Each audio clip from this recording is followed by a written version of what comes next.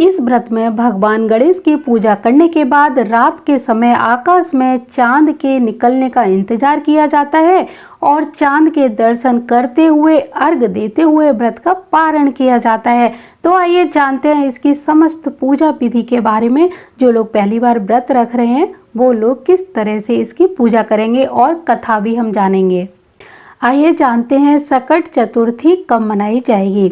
तो हिंदू पंचांग के अनुसार माघ माह के कृष्ण पक्ष की सकट चतुर्थी तिथि की शुरुआत 29 जनवरी 2024 को सुबह 6:10 पर होगी। अगले दिन इसका समापन 30 जनवरी 2024 को सुबह 8:54 पर हो जाएगा। ऐसे में इस साल सकट चौथ का व्रत 29 जनवरी 2024 को रखा जाएगा। आइए जानते हैं सकट चौथ के दिन जो चंद्रोदय का समय है वो क्या रहने वाला है। तो सकट चौथ वाले दिन चंद्रमा को अर्घ देने का समय रात 9:10 पर रहेगा। उस समय चंद्रमा का उदय होगा। इस व्रत में चंद्रमा के उदय के लिए व्रती को थोड़ी सी प्रतीक्षा करनी पड़ सकती है, क्योंकि कृष्ण पक्ष का चंद्रोदय थोड़ी देर से होता है। तो आप 9:10 तक प्रतीक्षा करें और चंद्रोदय होने के बाद अर्घ देकर अपने व्रत का पारण करें। आइए जानते हैं सकट चौथ का महत्व। पद्म पुराण में सकट चौथ का वर्णन किया गया है। उसमें कहा गया है कि जो व्यक्ति निर्जला सकट चौथ का व्रत रखकर गणेश जी की पूजा करता है उसके सभी संकट दूर हो जाते हैं और जीवन में सुख समृद्धि तथा खुशहाली आती है। सकट चौथ की पूजा में गणेश जी को तिल और गुड़ से बने हुए तिलकुट का भोग लगाया जाता है। आइए जानते हैं सकट चौथ की पूजा के दिन आपको क्या क्या काम नहीं करने चाहिए। तो इस दिन भगवान गणेश की पूजा के समय तुलसी के पत्तों का प्रयोग बिल्कुल भी नहीं करना चाहिए। एक कथा के अनुसार तुलसी जी ने गणेश जी की तपस्या भंग की थी, जिसके कारण भगवान ने तुलसी को अपनी पूजा में शामिल नहीं करने का श्राप दे दिया।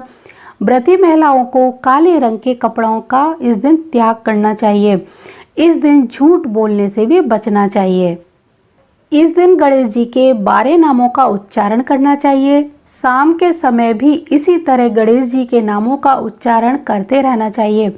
चंद्रमा को अर्घ देते समय लोटे में तिल और जरा सा दूध भी अवश्य डालना चाहिए। इस दिन गाय की सेवा जरूर करनी चाहिए। शाम को चंद्र दर्शन के बाद व्रत का पारण करना चाहिए। आइए जानते हैं सकट चतुर्थी का व्रत किस तरह से किया जाएगा। तो व्रत वाले दिन स्नान करके व्रत का आपको सबसे पहले संकल्प लेना है। संकल्प लेने के बाद पूजा आरंभ करनी चाहिए। सबसे पहले एक लकड़ी की चौकी पर लाल या पीला साफ स्वच्छ या फिर बिल्कुल नया कोरा वस्त्र बिछाएंगे। भगवान गणेश की मूर्ति या फिर तस्वीर की स्थापना करेंगे। इसके बाद जल का कलश भरकर रखेंगे और समस्त देवी देवताओं को आसन देते हुए वहां पर आवाहन करके विराजमान करेंगे। इसके बाद आचमन करें। भगवान गणेश जी को सिंदूर, कुमकुम, फूल, माला, रोली, अक्षत और दूर्वा आदि चढ़ाकर पूजन करें। इसके बाद भोग लगाना है तो मोदक सहित आप किसी भी मिठाई का भोग लगा सकते हैं।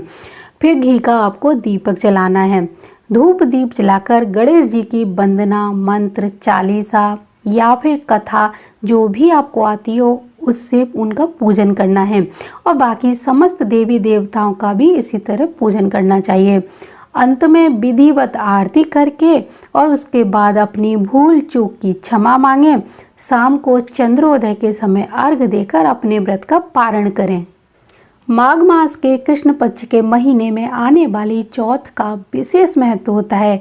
इस चौथ को संकष्टी चतुर्थी, सकट चौथ के नाम से जाना जाता है। इस तिथि पर माँ अपनी संतान की लंबी उम्र और अच्छी सेहत और सुखी जीवन की कामना के लिए गणेश जी की पूजा आराधना करते हुए निर्जल व्रत रखती हैं। सकट चतुर्थी को संकष्टी चतुर्थी, संकटा चौथ, तिल चौथ, लंबोदर चतुर्थी, तिलकुट चौथ और माघी चौथ के नाम से जाना जाता है।